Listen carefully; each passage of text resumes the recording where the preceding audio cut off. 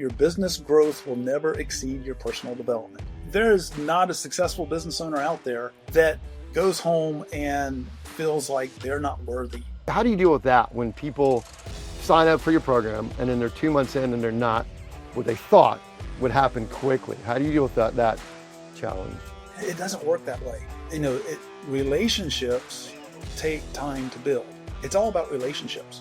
You're seeing the future, but you're frustrated that the future isn't today. You're going to be there.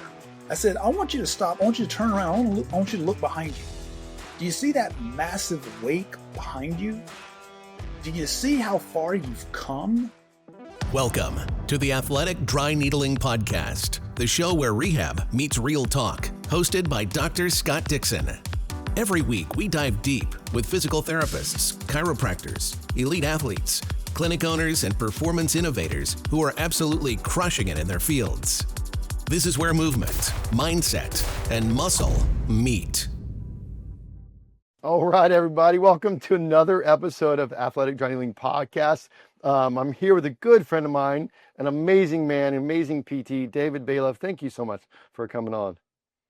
Hey, Scott, you know what? Thank you so much for asking me. It is an honor to be here. And I love what you're doing, not only professionally in terms of as a physical therapist, but also in this realm, putting on this podcast and just bringing knowledge to people and helping to expand, their understanding of things. I love that you do this. And when you messaged me and said, "Hey, would you come on?" I was like, heck yeah, bro. Let's go. I always feel whenever I do these, I feel like I'm the luckiest one because I'm the first one who gets the knowledge. I'm over here. I got my pen and paper. I'm like, right? Because I'm a business owner. I am honored.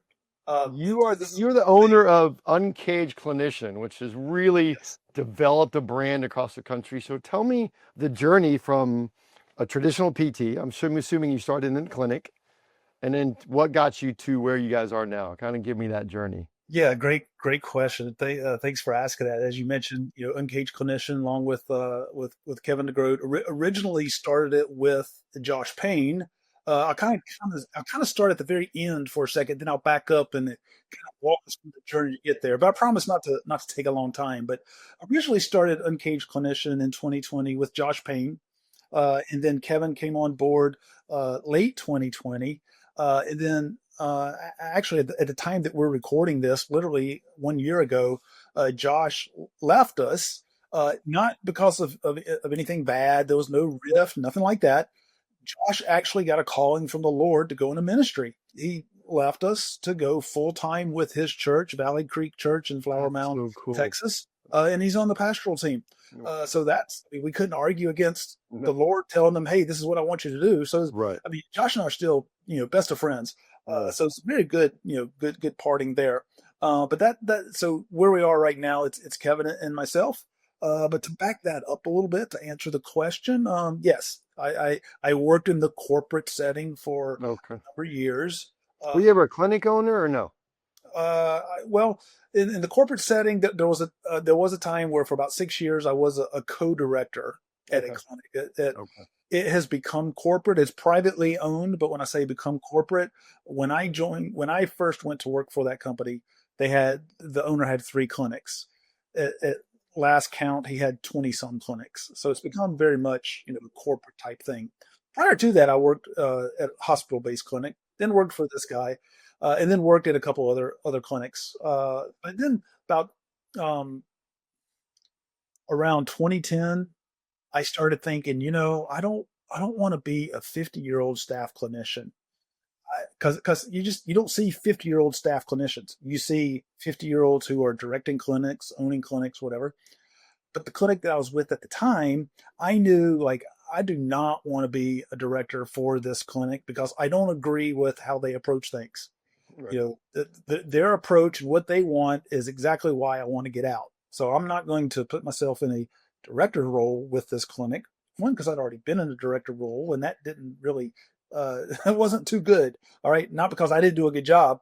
The end results of just how it impacted my personal life wasn't good. So it's like, I'm not getting back into that fire, and certainly not in bed with this outfit. And I didn't want to go anywhere else because by then I knew that, hey, it's the same old wherever you go. My best friend from high school, he always said that the reason why the grass is greener on the other side was because that field is full of what also. So I knew what what other clinics were like. So I think this is what I wanted to do. Give you a quick history of how I got to where I am today, of coaching.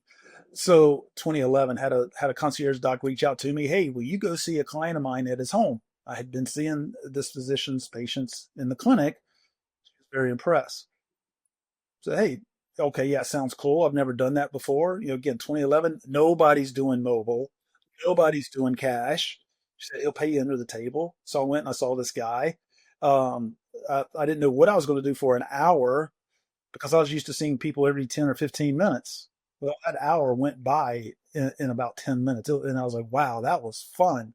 And I realized, I walked out of his house. I said, I just figured out what I need to do. That's kind of why we became PTs, right? Is that's how we became PTs, is that type of care. Yeah. Exactly. And at that point, I no longer saw myself as a physical therapist. I've now been a therapist for 31 years. Oh, wow. But even before I started my own mobile practice, I just started seeing, hey, what I do is having an impact in people's lives. I didn't see myself as what I do for people is physical therapy, especially when I started my mobile practice. I honestly forgot that I was even a PT. In fact, I would say easily half of the people I worked with, if not more, probably didn't even realize I was a physical therapist. Because that's not how I approached it. I approached it with, hey, what's your goal? Where do you want to be in life? Great. Let's go there. I just had a conversation with somebody Sunday, a conversation with a potential client this morning. Now that I'm in Texas, starting back up. But I had a conversation with her and I said, the way I work with people is it's like this. If I mentioned to you Carnival, Princess, Royal Caribbean, Norwegian, what do you think about? Right. And of course, she said, oh man, I think about like a wonderful vacation, getting away to places, having fun with the family, all that. I said, exactly.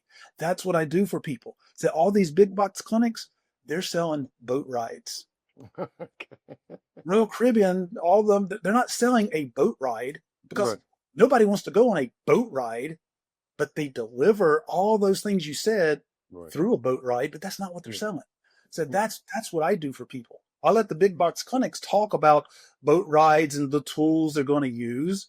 I focus on, hey, where do you want to go? Let's go there. She's like, wow, that makes a lot of sense. Oh, gee, I like that. Yeah, that's something. That's not patented. I can steal that, right? Yeah. She's like, that's what people want to pay for. I'm like, yeah, right. So once I started my mobile practice, then 2018, I started Facebook group, the Mobile PT League, which in 2020 became the Uncaged Clinician. Now I'm getting to the heart of your question. How did I become coaching? Well, once I started that Facebook group, I just started posting like, hey, here pictures of like, hey, here's my office for the day. And it was like, somebody's beautiful patio overlooking, North Scottsdale and the mountains and everything. Of course, in Scottsdale, we call them mountains.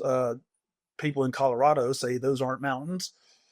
People who are like you, who are in Jacksonville, Florida, you're like, oh my gosh, those are like the Grand Tetons. But, you get the point. But so then people started reaching out to me, hey, what's this mobile? And they just started asking me questions. And then I was like, hey, can I hop on a call with you and pick your brain? Like, sure. And it got to the point where I was more excited to have a call with someone wanting to know, like, how can I do this than I was the fact that like I actually had a new client that day. And, eventually people would ask me like, do you charge? And at the time I was like, I'm just happy to do this. I'm just happy to serve. But I was like, well, maybe one day I should start charging. So then I did launch a coaching program myself, 2019, late 2018. But then Josh and I, we had started the podcast, Uncaged Clinician podcast in 2018. And we had done a couple of weekend events together. And what's funny is everybody assumed that we were business partners, but we really weren't. So then, late 2019, there was something that was mentioned to us by a mentor of us. Actually, it's a guy that you asked me about the other day, Greg Todd. He shared a story with us. And so, we said, hey, like, maybe we should work together. Maybe we can go farther, faster and help more people. So that's what we did. But, transitioning that coaching, how I got into it, it was the passion of just helping people to be able to grow in an area where they didn't think they could grow. They didn't think it was possible. And that's just something I just have a passion for, and in helping people to, again, not just grow a business, but to help them grow personally. I just love that. And this isn't part of the question, but it Well, could that's be a right. follow-up question. I'm just going to go ahead and throw it out there and answer it. But Right. it's then I kind of transitioned from seeing clients all the time to Right. basically 90% all in with Uncaged and the Okay. coaching. And you know, reason why I want to bring this Mm. up is for a lot of people out there, they struggle with going through a phase, becoming somebody different, Yeah. and feeling like they're going to lose their identity. Right. They're going to lose who they are. I've spoken to several people that have struggled with that kind of thing, and that's something where Scott, you have your practice there, athletic dry needling. At one point you worked for someone, but you know that like, hey, going from working for someone to Right. being that person, there's this misconception out there that, hey, I just need to know how to do A, B, and C. I'm a great therapist, not knocking anybody who's a great therapist or even an average therapist, but there's the perception of, hey, I'm a great therapist. My patients love me. I just need to get my LLC, get my website, and boom, I'm going to be successful. What they don't realize is that, what, we were trained to become that implementer. We weren't trained to become that business owner, that CEO. So I love helping people with that transition of, hey, it's not necessarily about the nuts and bolts of what do you need to do. I mean, yeah, I'm going to help you with that, just like you help people with that. But we need to work on who do you need to become, who do you need to be in order to do those things that you want to do. So I love helping people with that. But that transition, it was like, man, how did you overcome that? Again, I talked about it goes back to identity and knowing where your identity is, where it's rooted. And so for me, I know that a big part of my identity is that it's not as a physical therapist. Right. Physical therapy at the time is just, and again, before I even got into PT school, my first experience of PT, as a volunteer, my second day leaving the clinic where I was volunteering, I walked out of there and I stopped and turned around and looked at the building and pointed to it and said, that is what I'm meant to do in life. And I was determined. And it took me 3 years to get in, but I knew that's what I was meant to do. But being a physical therapist, working in physical therapy, that was just an arena Right. that I was working in, serving my gift. I realized that, like, hey, where my more giftedness is being an encourager, helping people to grow. And I thought back like high school and college when playing tennis and playing competitive tennis. And when friends and teammates would ask me like, hey, we work me out. I'm trying to get better. We work me out. As much as I loved playing tennis, working out somebody who wanted to become something else, to be something else, I enjoyed that even more. So I kind of equated it to that. That helps me to go through that shift, if you will, of an identity change. Okay. But what I've shared with people when they've said like, I'm struggling with this, I help them to see that at the end of the day, they are still solving people's problems. Right. All right.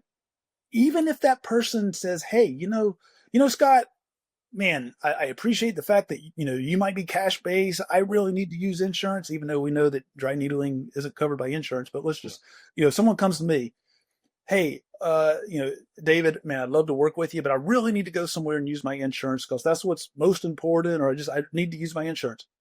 Hey, I understand. You know what? Let me still serve you.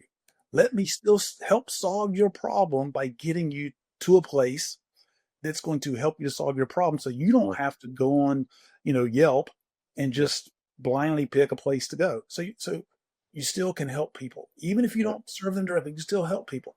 Well, there's a couple of things I want to make sure because I know that there are more and more people listening to this. And as I've been traveling teaching, I've heard a lot of the common questions. It's funny. I just talked the other day to a group of clinicians. I said, I wish I could have some AI go back and listen to all my podcasts and pick out key words that successful people have done. And one that you literally said probably 20 times was helping.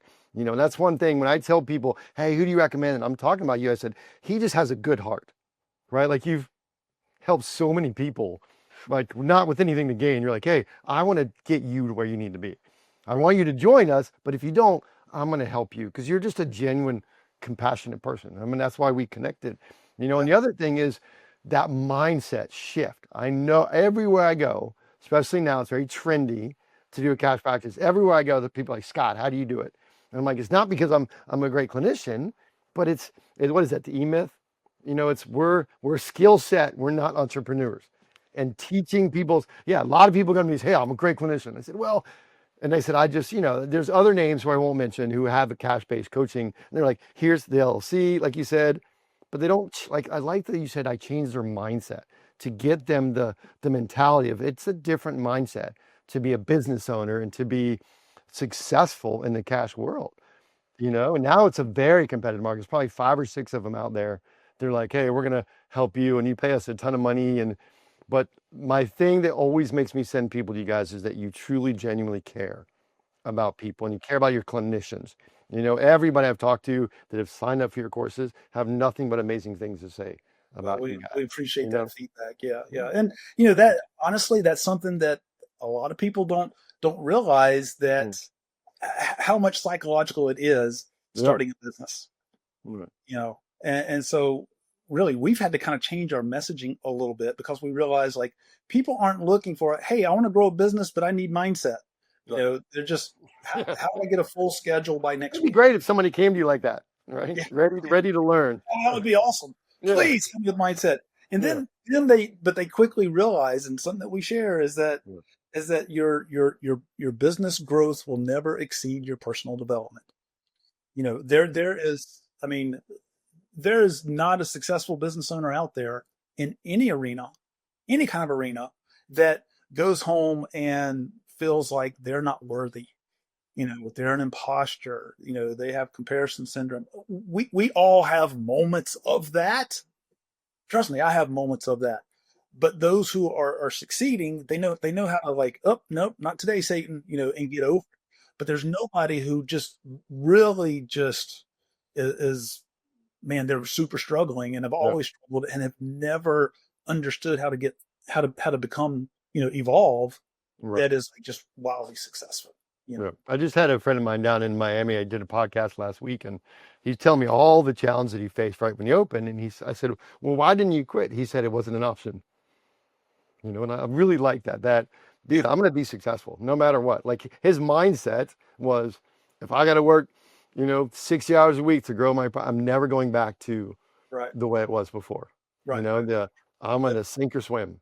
This yep, is not an option. And that's the consistent mindset I see. And I think the other misconception is that you open that door and the cash starts coming in. Like that's what a lot. Are you sure? Hey, give me like you said, give me a couple tips. Cool, I'm good. And now I'm going to be, you know, flexible and making money. And yep. how do you deal with that when people sign up for your program and then they're 2 months in and they're not what they thought would happen quickly? How do you deal with that challenge? Yeah, that a great question, Scott. And you're absolutely right. There is that perception by a lot of people of like, hey, I've been at this for a month. How come I haven't been able to replace my salary? Right. Or 2 months. How come I haven't been able to replace my Yeah. salary? Yeah. That attitude, for lack of a better word, is prevalent.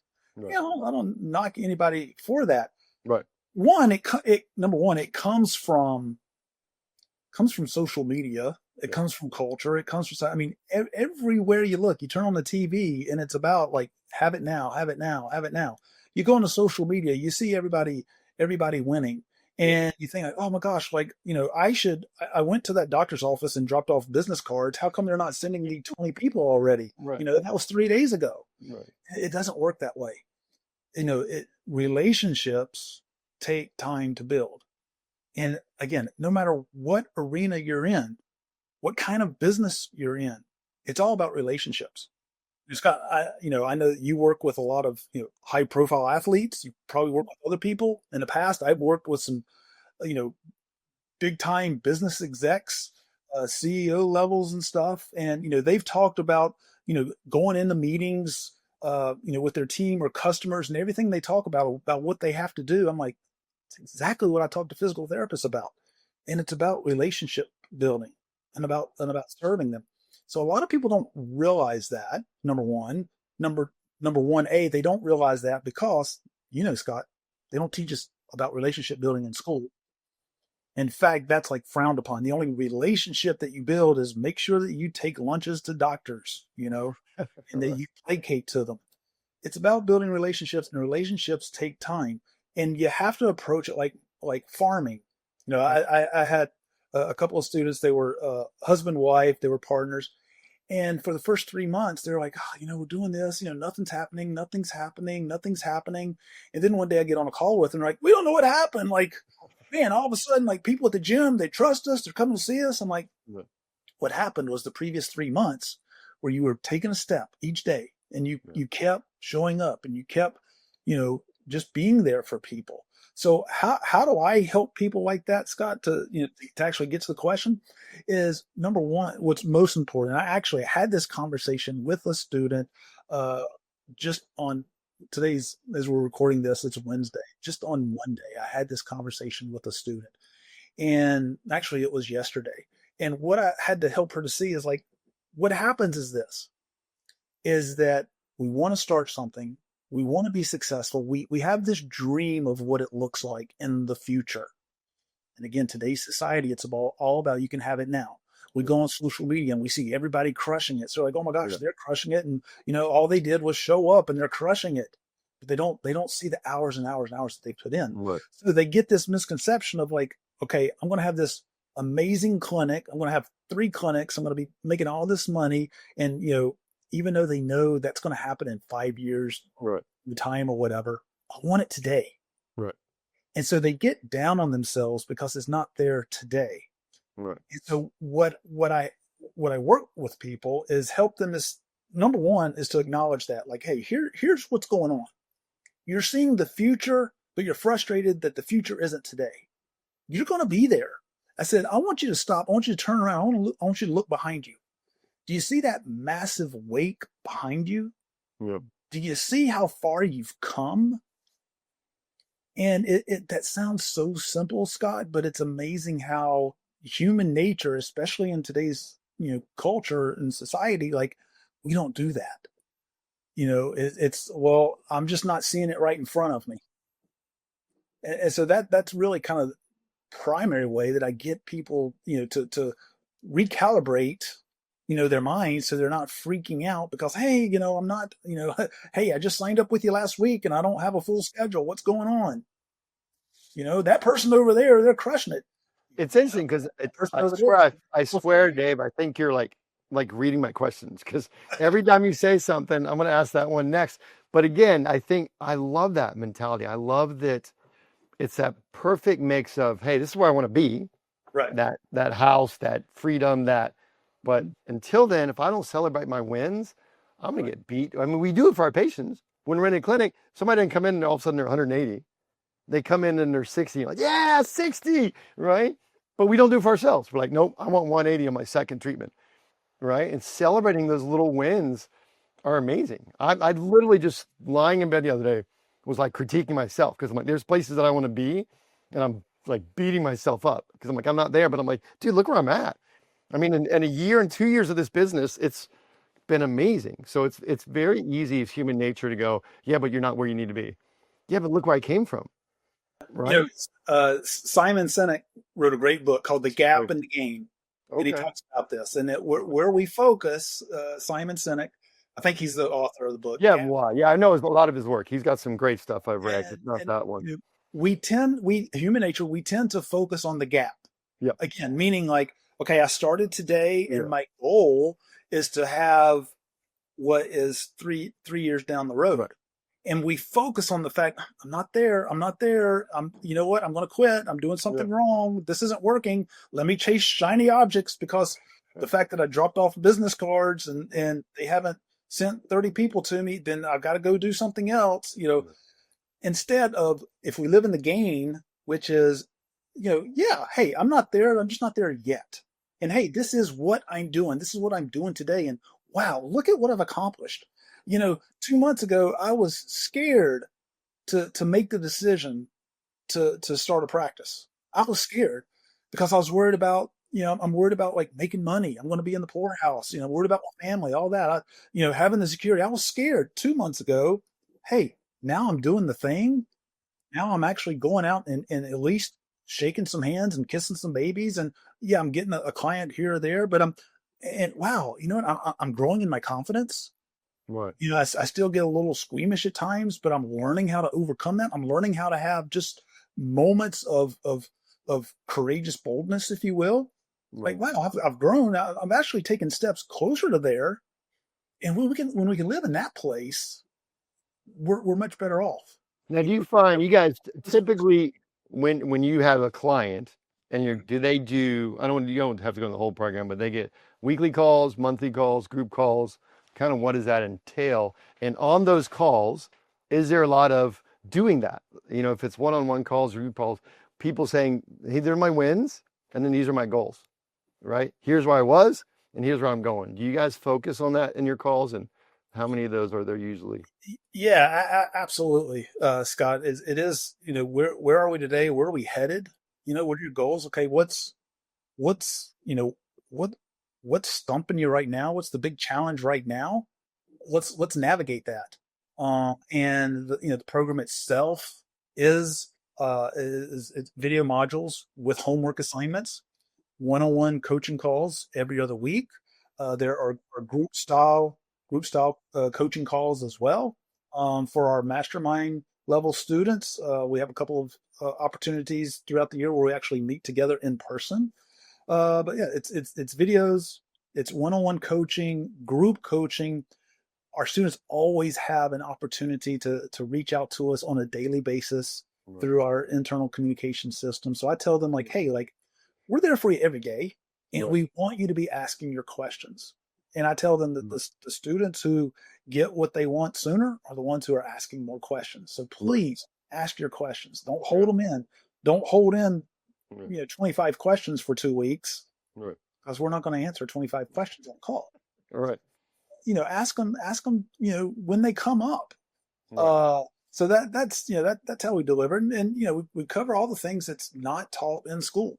Right. The Do you feel like I know I'm not, unfortunately, probably a hot topic for you, but I'm not a Christian, but I always felt like back in the days when I was that it was like it was easier to do that when you were attending someplace with like-minded people. So I like that your organization does the group. There's a lot of interactions, so that way you're like, hey, I'm not here on an island trying to grow a business or believe in faith. I'm with other people that are like, man, I'm struggling. I was tempted to quit. I was, those internal struggles that we all have. I think that's right, yeah. amazing, you know? Yeah, and I mean, I appreciate you bringing that up and Yeah.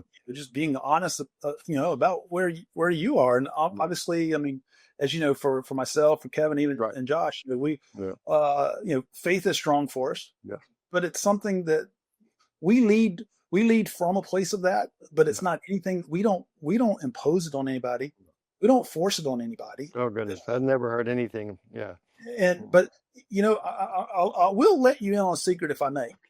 The reality of it is that so at least for me, well, actually for Kevin and myself, honestly, there's so much of just principles of life that, if I may say so, they biblically based. All right. However, there is a way to present it where if someone, maybe they're not sure, they're not of faith, like they're not made to feel like, oh, he's preaching to me. Okay. That's not our intent. That's not my Right. intent. What they, our four, accidental values Right. are love, serve, care, and lead. No one has ever complained about us loving them, serving them, caring No. for them, helping Yeah. them become leaders. No one's Yeah. ever complained about that at all. Yeah. All those things, honestly, you can find it in the Bible. Yep. All right. So there's a way about it where people know, like, wow, like these guys, like they really care about me. They seem to actually love me. They're helping me to grow. That's what's important to us. Agreed. 100%.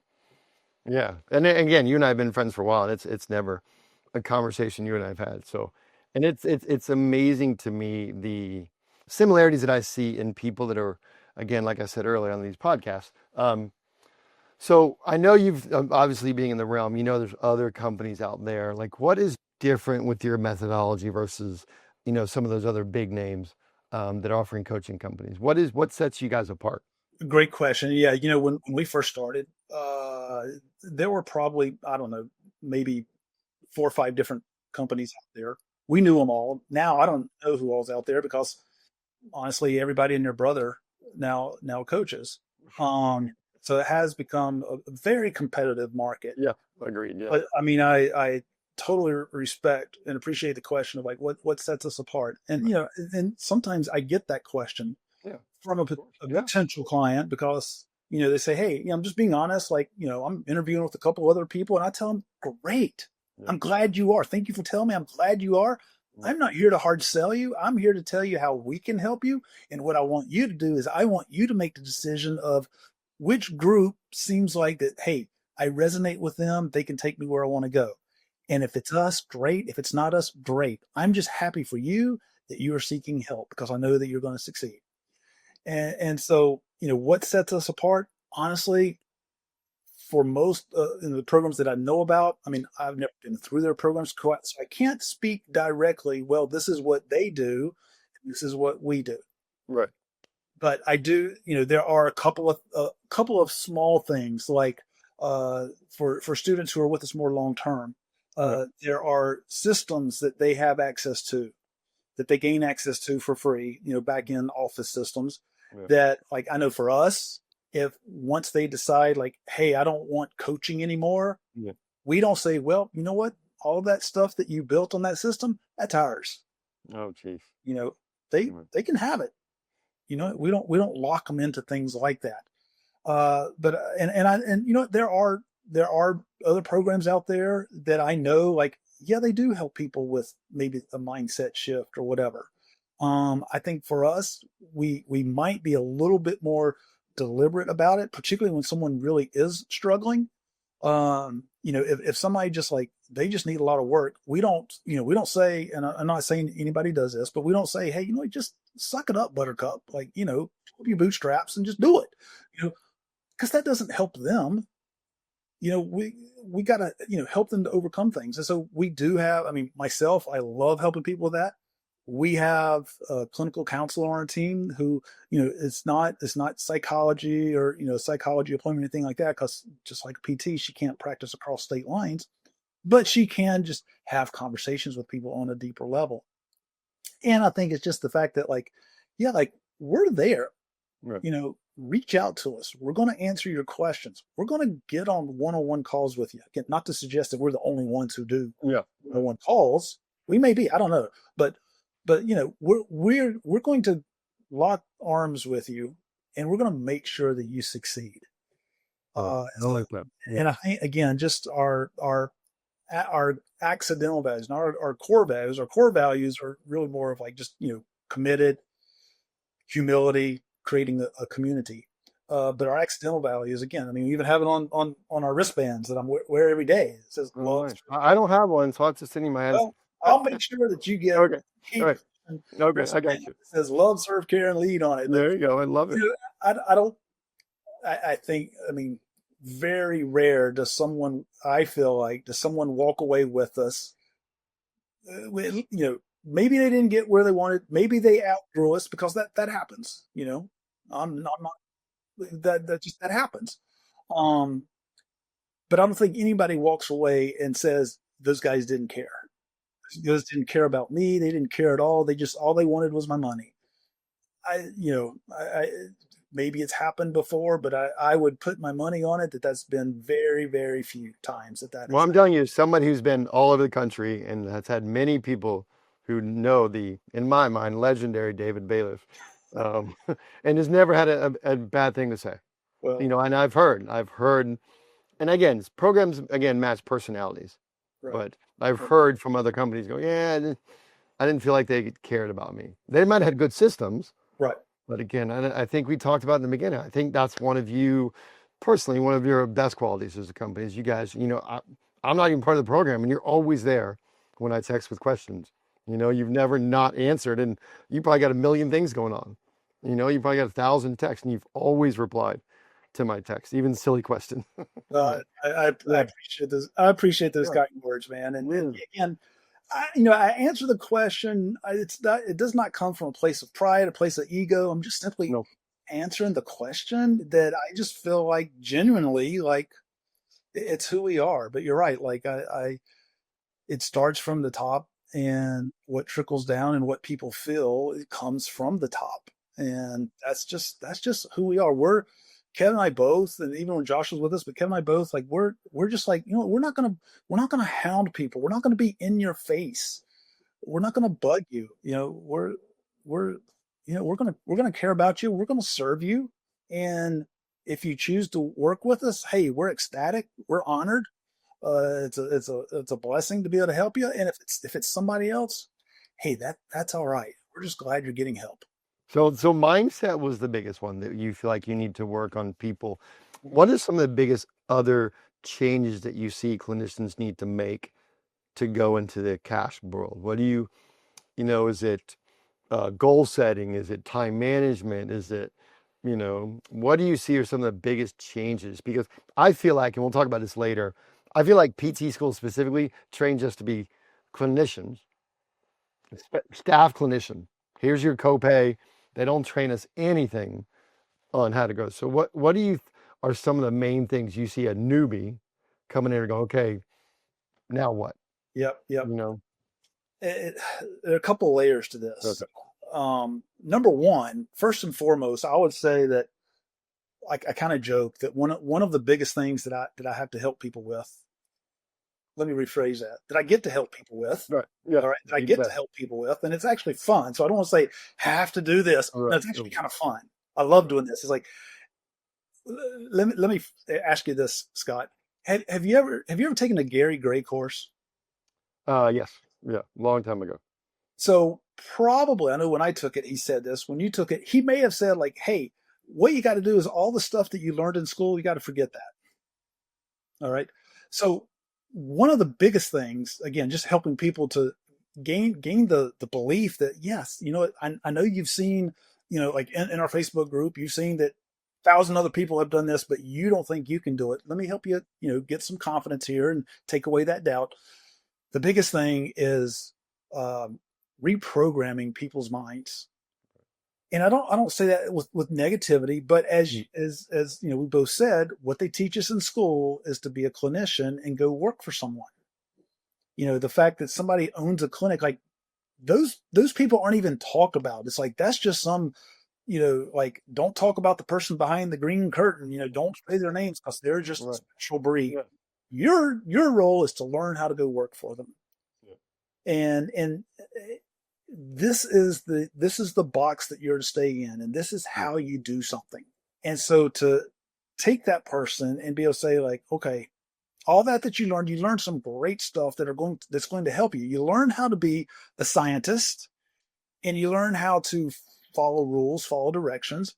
We're not going to tell you to break the rules, but what you've been told is, hey, we've trained you to be a person to go out on the playground and help people. However, now that you've been through the system, we're going to tell you that the playground consists of only the sandbox. And so you must stay in the sandbox. Right. And so what we do is we let people know like, hey, there's a lot more to the playground.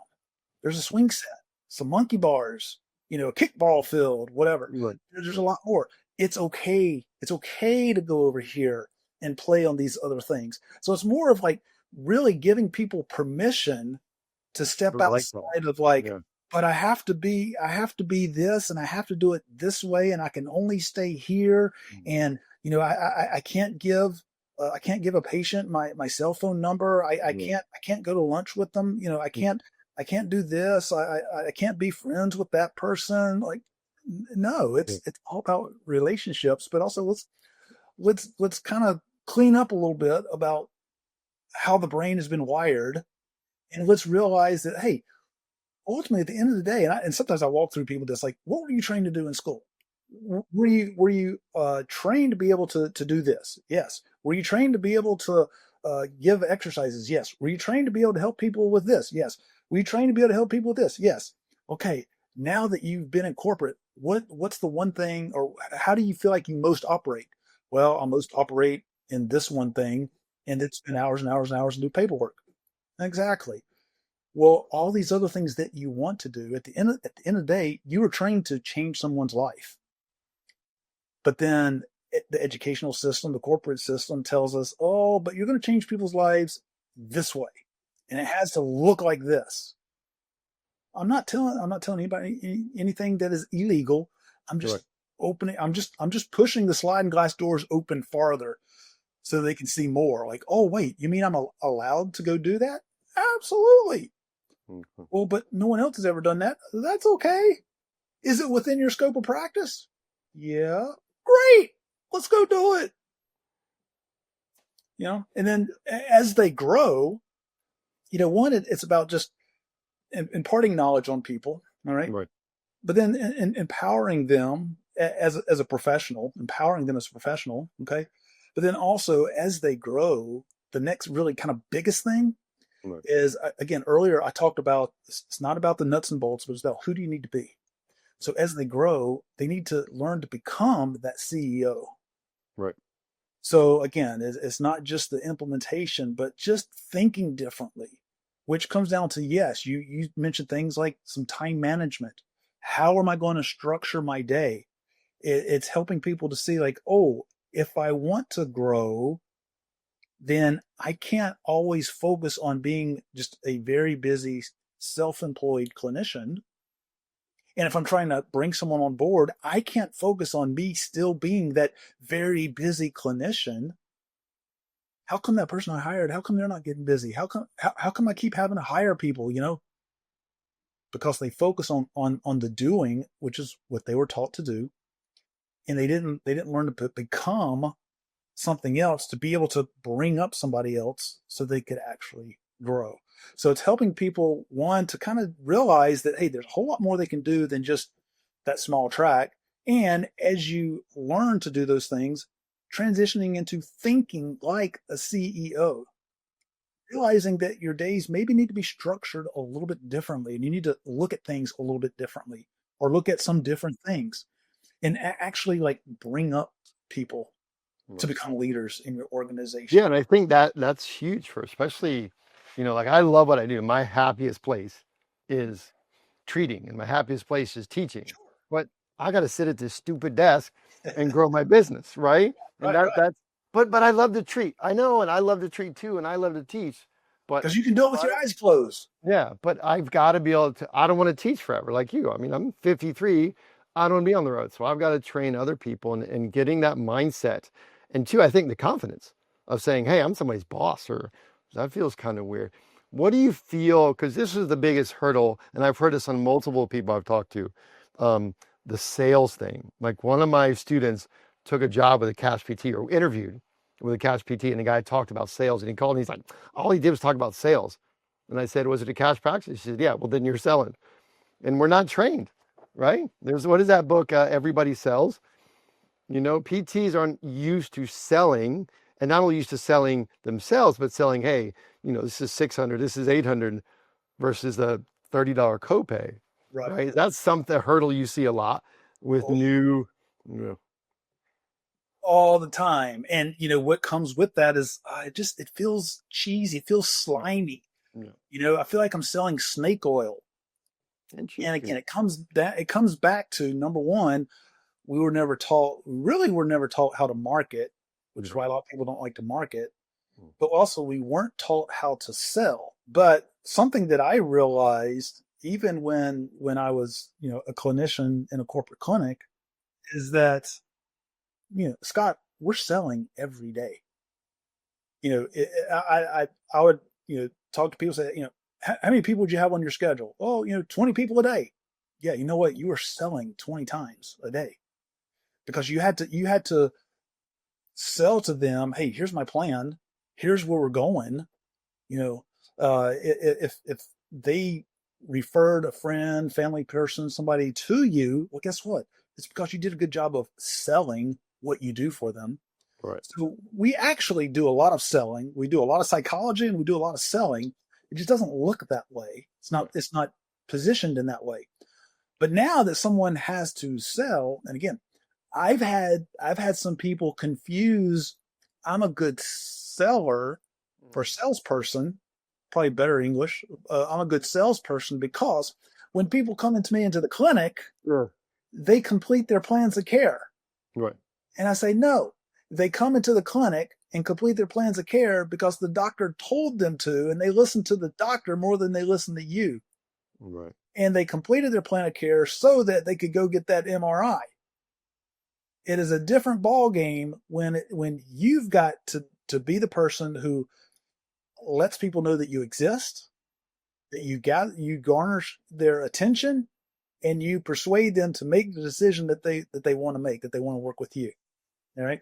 So the selling, it comes down to, it's nothing more than having a conversation with someone. Selling is a transfer of energy. And sometimes people think, well, but I'm not like over the top, just wild and crazy. I might be kind of mild mannered. I might be a bit of an introvert or whatever, so I'm not like that person. So then I run through a list of different like actors and actresses and musicians and writers. I say, what do all these people do? They all move people's emotions. Yeah. But they do it in different ways. Some sing certain songs, others sing other kind of songs. Mm-hmm. Some are hilarious actors and some are very serious actors. They're not the same, right, but they do the same thing. They move people's emotions. So you don't have to be wild and crazy to move someone's emotions. It's, can you have a conversation with them? And do you know who you're talking to? And do you know the questions that you want to ask? And do you know what you're selling? That's really number one of what we go over with helping people. Do you really understand, number one, why you're doing this? Like you mentioned, talking to somebody and said, hey, it's not an option. And I love that because he knows like, this is my why, or these are my whys. And the only way for me to live my why is I have to do this. And so when people understand what they're selling, again, usually when it comes down to, I feel like I'm selling snake oil when I, sell a $200, $300, whatever visit. I feel like I'm selling snake oil because they think they're selling physical therapy. When I understand as David Bayliff, what I do for people, how I change their lives, how they're going to, as a physical therapist, when they finish with me or when they walk away from the day from me, when I know how I can make them feel, where I can take them, and it's a matter of asking them some questions about, hey, are these your fears? Is this what you want to accomplish? And I show up in a certain way. Again, now selling becomes fun. Right. Because I know what I'm selling. It's not physical therapy. Again, I'm not selling a boat ride. I'm selling with them the fact that, hey, I can go on vacation with my teenagers, and they actually enjoy being on vacation with me, and we have fun. Yeah, I can see that. That's what I'm selling. Yeah. And so I'm selling them what they want. Nobody wants physical therapy, occupational therapy. Everybody wants to feel better, be a better version of themselves. And so when you can start to get those things, in your head, and it opens up everything and it changes everything. Because again, now it changes the questions that you ask, the conversations that you have. We go from a formulative conversation, meaning, Scott, I'm going to ask you a very typical question, and you're going to give me a very typical response. In informative communication, I'm going to ask you a question, but I don't really care what your answer is. I'm just saying it because it's what I'm supposed to say. Right. Ask. Okay. Now we get into a geographical conversation. I might ask you something else. You're like, wait, never had a therapist or a healthcare professional ask me that before. Huh. And now it makes you give a different answer. And because you give a different answer, you're like, this is different. So now I lean into that and ask another question that's not you're used to your doctor or your regular therapist, whomever, asking like, this is different. Right. Now that leads them into, hey, you know what? I'm picking up something here that like, hey, I think this is the direction I want to go because Right. I haven't experienced this before. Right. So again, when you can just learn those things, and everybody can learn them. Yeah. I can learn them. Anybody can learn them. But there's somebody that said, I can't remember, it's one of those coaching guys, and I don't even want to mention their name, but he was like, if you're selling pain relief, it's $6 to buy a bottle of Advil, right? Like I'm not selling, if somebody comes in and like my shoulder hurts, I'm like, oh, I'm going to make it not hurt. That'll be $200. Well, why don't I just I'm not selling, I'm like, hey, remember that guy that kicked your butt in pickleball last week? We're going to help you kick that, right? I'm selling you a dream because now we can kick Steve's butt in pickleball when your shoulder's better. Because that's what he wants. He doesn't want pain relief. He wants to kick Steve's butt in pickleball.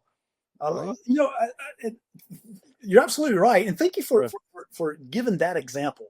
Yeah. Because if you don't mind, I'd love to like kind of lean into how that example right there as a way to build word of mouth marketing. People know like, how do I build word of mouth marketing? Right. And I love the example you said. Hey, the guy's butt who you just kicked last week. Like that's what I help you do or whatever. That is one example of giving the person right in front of you. Okay, let's say his name is Tom. Giving Tom a directive. Okay, don't ask like, hey, if you know anybody, giving them a directive. Yeah, that never works. When you're out there kicking everybody's butt on the pickleball court, tell them about your secret weapon. Tell them like, hey, if you're tired of me taking all your money, why don't you call Scott? Because he's gonna help you win some of your money back. All right. Right. Yeah. Sharing, again, that's when they share that story, that's what the receiver wants to hear. And now again, it's not about physical therapy. It's about, man, if you want to feel better, if you want to be a different person, if you want to be a better version of yourself, here's the solution. Call my boy Scott Dixon, and he's going to make you feel like Superman. Yeah. Right. And that is something right there. Right. I'm sure you're familiar with Alex Ramosi. And I've heard of that cat. I've heard of. Oh, he's amazing. It's a lot of Dan Kennedy stuff. Yep. But it's funny because while you were talking, I was literally thinking, because I was training a guy this weekend in Indianapolis to teach for me, and I'm like, the key for us as a business is there's tons of companies that teach dry needling. We're building relationship because nobody, if they learn dry needling, they're not going to get in clinic on Monday and go, yeah, I learned dry needling. From who? I can't remember the guy's name. We want people to go there, dude, this weekend was amazing. Scott's hilarious. I mean, I'm cracking jokes. I'm learning about their kids. I'm learning about where they're from. And like you said, it's that relationship. Do they learn dry needling? Yeah. But the biggest compliment I get is, oh my God, that was 27 hours. It felt like 10, right? Because I build rapport. And they're out there talking on Instagram. They're talking about, man, it was so much fun. And that's to me what's going to grow our brand is creating relationship with these people. Like you said, reach out to me, call me anytime. My phone blows up all day from people. Hey, how do I needle this? Hey, thanks for this and that. And I love it. I mean, I love it. That's why I'm here. That's why I do what I do. And it's amazing. Absolutely. It's an amazing experience. What would be, and I always ask, this is one of my staple questions. For somebody goes, and I'm going to narrow you down a little bit. Somebody wants to be a cash physical therapist. Give me 3 key attributes that they have to be successful. Man, number one, key attributes. Number one, you got to have belief in yourself. Okay? You got to believe. You got to know that you make a difference in people's lives. I don't care what stage you are as a therapist. All right? I had a kid once. He reached out to me because he just graduated school, and his professor he wanted to start a cash-based practice. One of his professors, this was back in Arizona, she knew me. She said, "Hey, why don't you call David and ask him?" And so he said, "Yeah, my professors say that they wouldn't refer to me until I've gone through their fellowship program." Yeah. I said, "Dude, but like, who do you like to work on?" "I like to work on jiu-jitsu." "All right, tell me this: if you were to work on a jiu-jitsu person with back pain, like what would you do?" He said, "Oh, I got a guy right now." And perfect. Said, back pain. Describe the program that you put him through. And Scott, this guy, this is a new grad. He starts going through a program, and I'm fortunately we were on a phone call. Yeah. I'm like looking for pen and paper. I'm like, I got to write this down. Like this is rock solid, you know? And then I said, now, you know, how did it go? He goes, well, you know, he just messaged me yesterday and said, hey, man, I no longer am afraid to train. I'm ready now to go to the world championships next month. Oh, wow. I said, dude, did you just hear what you told me? Right. You just told me as a new grad that you took a world-class athlete who was afraid to train, couldn't train, and now they're ready to go to worlds. Do you think you can change someone's life? He's like, yeah. It comes back to belief. Some people are built to start their own practice right away. Some people probably, you know, should get a little bit of experience first. But it all comes down to, do you believe in yourself? And if you doubt that, here's 3 easy things. Ask yourself, is that if you're working for someone now, do you help people get better in the clinic? And when I ask people that, they go, yeah. Great. Do people come back? Do they, you know, complete plans of care for the most part? Yeah. Have they ever referred somebody to you? Yeah, Oh, I that's kind of good. do that. Yep. Okay, you're good enough. Yeah. You are good enough. And I think people, so many of us, we need that permission to know that we're good enough. You're good enough. So you got to have that belief. You gotta have some passion about what you're doing. All right. Yep. Be passionate about it. Let that passion come through. You know, the greatest compliment. I mean, you know, as you know, Scott, I know you've gotten lots of compliments from your patients and your clients. You know, one of the greatest compliments I've ever gotten is when I've had someone say to me, particularly even in the clinic, but when they've said to me and they weren't even my patient, they'd say, you know, you really love what you do, don't you? That is the best compliment right there. Not, hey, you know what? I think so much about you that this person who I love, I'm sending them to you. That's a close second. But for someone to say, you really love what you do, and even in my mobile practice, I had people say that, you really love that, you know, okay, are you passionate about what you do? And then, you know, you alluded to the gentleman and said, hey, if I got to work 60 hours, I'm going to work 60 hours. You got to have some grit. Yep. You got to have some grit. Right. Yeah. You got to have some perseverance. There are going to be hard times. I tell people that, I say, you know, whether you work with us or you work with someone else, you're going to go through some hard times. It's just going to happen. Right. But you got to have grit. You got to keep going.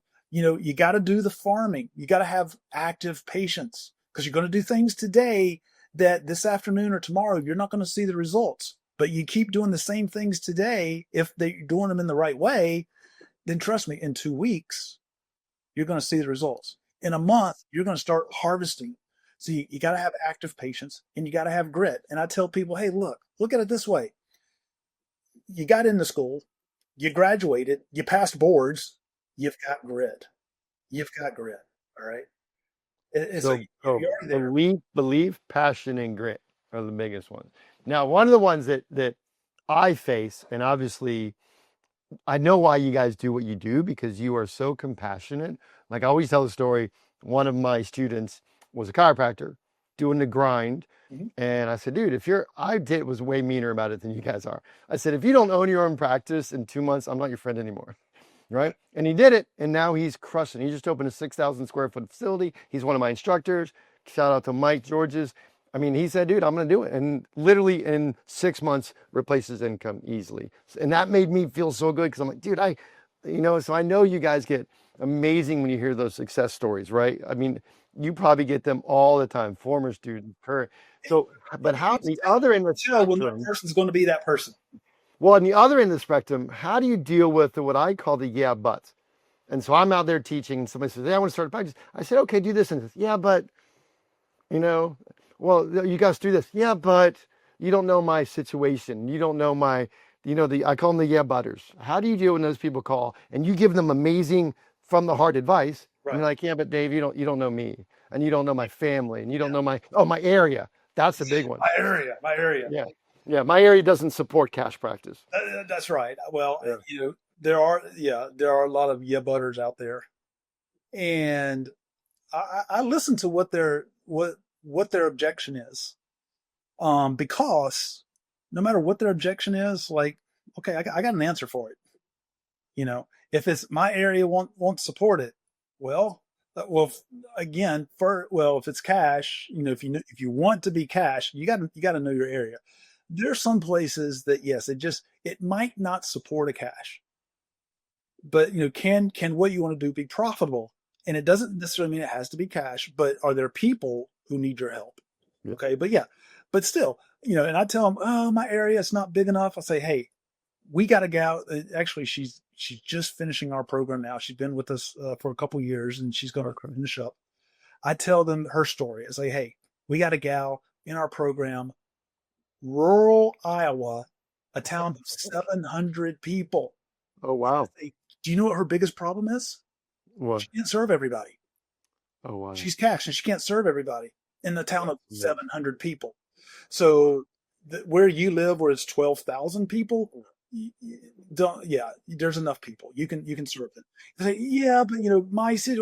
Okay, yeah. Let me tell you my story, right? Because I've been there. Again, I don't do it like with an attitude, but let me tell you my story. Oh, but yeah, you know what? And I tell them, oh, but I'm not. Like, hey, you know what? What I said, you're in the Facebook group. You've maybe seen some of my videos or whatever, and I come across as like, hey, what's up, everybody? I said, the reality of it is, I'm very much an introvert. Very much an introvert. You get me in a room, the more people who are in the room, the quieter David Bayliff gets. Really? I would have never guessed Like that. we had a live event. Some students were there. We were all sitting around a table, and finally one of the girls said, "Hey, are you okay?" I'm like, "Yeah." It's like, "You're very, very quiet." So, Wow. that's actually me. I said, "Have you ever noticed, like on the group calls, like if the more like if Kevin, Josh, and myself were all on, Yeah. if you notice, like Yeah. I was really quiet. If it was just two of us, I Yeah. spoke a little bit more. If it was Yeah. just me, obviously spoke a whole lot. Yeah. More. Yeah. Right. Yeah, you're right. So I just tell a person like, look, I'm actually like a very quiet person. So if I've learned to at least in when I'm in a certain arena that I just need to have some courageousness and be bold, even if it's just imperfect boldness for a little bit, I'm going to just have that imperfect boldness for 30 minutes. If Well, I like that word. I know you I can, like that imperfect boldness. I'm stealing that. Yeah. yeah. Still, I think my whole life is imperfect boldness, but right, I'm kidding. right. So that's one thing. It really is be able to share stories. Hey, Yeah. I can't. Okay, hey, I get it. Let me share a Right. story with you. Right. That's huge. And again, also a little bit of So, help. couple. I know you probably Yeah, got this stuff way. to do, and what's that? What are we doing in the future with Uncaged Clinician? Where's it going? We've got something that we're working on right now that Kevin and I are both really excited about, and we're taking the program and we are creating essentially a university. Okay. We're going to make it like a university system, Okay. right? And so if somebody wanted to go from like, hey, I've got to leave, I got to leave the job and do my own Yeah. thing, and eventually I want to be a CEO of my clinic, couple Yeah. clinics, whatever they want. Mm. We're mapping out where if they want to go that far, ideally, and there's definition behind it, but it's like a 4-year process. Now, someone can get there faster, right? Because they could do each year really like in 6 months of each year. So really, you could get there in 2 years. But we're making it like a university system where we are really defining like, okay, at the end of this first year, again, if the person is like the chiropractor that works for you that just went out there and crushed it, there are people who do that. We got people that start with us and before they're finished in a year, they're hiring, they're crushing it. So they can get there in 6 months. All right. But we have it laid out of like, okay, if it's kind of like that perfect patient plan. This is where you are today. This is where you want to be. This is what you've got to do to get there. And we lay it out. Year one, this is my first step is I want to leave my job and be thriving. Great. Here's what you've got to be able to do to get there. And then at the end of that time frame, whether they crush it in 6 months or they take a year, we want them to actually more or less present a capstone, meaning like, Okay. yeah, I've checked off all the boxes. This Right. is what my business does now. Awesome. You're ready to go, or because you've met your goal, or hey, you're ready to go into year two. Okay. Year two, hey, now this is where you want to go. We have it laid out with clarity. These are the steps. These are the classes that you take to get there. And so, when we've presented this to some people, everyone has said like, wow, like this really gives clarity to what it looks like to go from A to B to C. And so even though our process now, like we feel pretty good about it, we feel like that this process just gives a whole lot more definition and clarity to it so that the person knows exactly what to expect, what they need to do to get there. There's no guessing. There's no feeling about it. It's this. You'll have to give me when it gets going. You have to give me some information on because I'm always out there. Absolutely. Well, always out there promoting you guys. So just for the, I'd say 3 people out there that haven't heard of you guys. And there are other things about it. You have a Greek life system to it, if you will, some special interest. Oh, really? Okay. And there's going to be an element of essentially like continuing education courses. So like, don't tell Scott Dixon this because I haven't told him yet. But there could be a place for Scott Dixon to theoretically have an association with Uncaged Clinician in the university system. There you go. Excellent. I would be honored and humbled. I appreciate it. So if somebody's listening, and I was saying, for the few people in the country that haven't heard of you guys, how do they get a hold of you if they want to join? They can. I'm on Facebook and Instagram. Facebook. Do they look up you or they look up Uncaged Clinician? They can look up me directly. They are a couple of things. They can look up me directly, David Bayliff. The Facebook group Uncaged Clinician. It is a private group, but hey, we encourage everyone check it out and answer the questions to join the group. We'd love for people to join. They can go to our website, uncagedclinician.com. And there, you can schedule a free 30-minute call with us. Again, we don't hard sell anybody, but we do free 30-minute calls. We have free resources on there. Check those things out. So they can go to the website, uncagedclinician.com. David Bayliff on Facebook, on Instagram. I think I'm David the Uncaged Clinician or something like that. Excellent. David, I appreciate you, man. I'm such a big fan of you guys and always supporting you and doing what I can to help your business grow. I truly appreciate your friendship. And definitely appreciate what you're doing for our profession, man. All right. Be good, buddy. This episode is brought to you by Fringe, where modern science meets natural healing. At Fringe, they're all about helping your body do what it does best, heal. Whether you're chasing peak performance or just need to bounce back faster, Fringe's red light therapy tools are designed to support recovery at the cellular level. Pair that with their clean, science-backed supplements, and you've got a daily wellness routine that actually works. Simple, effective, backed by research. Visit fringeheals.com and use code ADN15 for 15% off your first order. That's fringeheals.com, code ADN15.